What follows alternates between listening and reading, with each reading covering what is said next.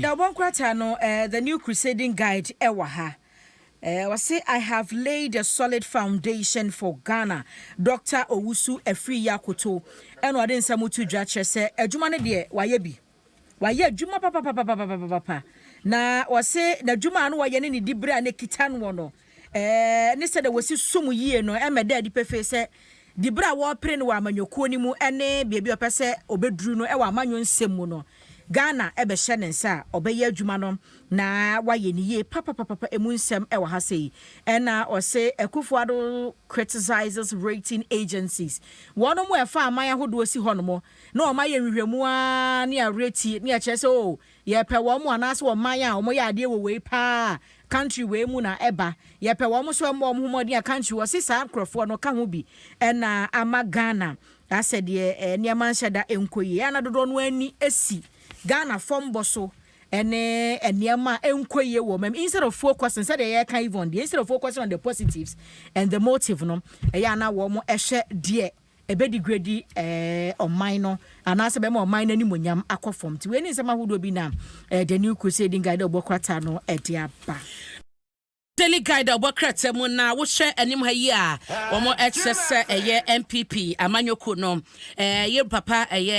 akoto wabomodin akode ne nkrata akoma na Dr. Owusu Efri Akoto enso ehwe ni mo se party na bekọ abato so na party ma beto abama no na watu franka de ama no mo chese nra wakoye no edom edi na chi nipa kakra bi ne sa no wo kan wakan boko kakra bi dokosi ho na no ye de kansem wo so no nkonkofa basi mesi ho meti se nipa ngumu wie na ofo mo ma o ma wo ma di na chi aba no bi ye akuafo wo mo ana wo mo ba so wo mo pemu no wo mo de ba ye enyo no na ekwa basi so ko basi ni padodo de ma be gu ho no mo se ye be di wachi no wa be file forms no wo se no enkyere hwe na wo mo krompa wo mo eba ye no wo se oba Greater Accra region hanom na constituency chairman base 22 ene ka ho eba ye wo mo din nyina e wo eye daily guide da wokrata yi ne fa etoso me yensa obetumi akenkan wo hu no wo ma wo mo kan ho ekoye no eno achi so no yewura boatie jakon wo no so e de ne nkrata nyina akwa file e de ma party mpanyefo no e wo national quarter so no ma wo mo nyina etwen se eda wo mo de hye June 24th no e be ko na wieye Dr. Kofi Kunadu aprako so no no di kan de koyi wo na mo chese na ba bi wo ho no ma wan fili anwie ba bi ene no na wo se ne CV no niam a waye nwuma a wadie ni ade na brabo mu nsem kakra no e ho no wan wie ho no e na eno achi nso so no na ne personal ye eba no party no a wono eye Dr. Kunadu aprako no adwuma a waye de ma party no eno so na wo se wo ka ho asem e won so wanka nti obo yeso onko no wonsan ebra biem wo mo teso atumi akoye sa adwuma ni nyina mo no so no waba abefale ne nkrata ya eho asem eda eye daily guide ne fa etoso me ensa na oma zije oma mpani Akufo-Addo aden adwan kra bia bidi ha no na na hanso no mampani Akufo-Addo na kasa e wo hayin na wo chese African Export and Import Bank Afrexim Bank no wo mo chese wo se wo mo ehye na wo mo invest wo mo se de beye na wo mani sodi ho ne botaye wo honom no so no etumi abebo ade na bibia awie peye kama ho asem e wo ha na edanchen so a AG ena wo mo chese ato forcing enhye a wo mo ne kan ye ne se de no pese wo tue sika e de fa no AG a reject eno so ho asem e ro katafa eto so ensia e wo daily guide anim ha saying the anchor me fa ba ku wo na yako o say basic education is collapsing.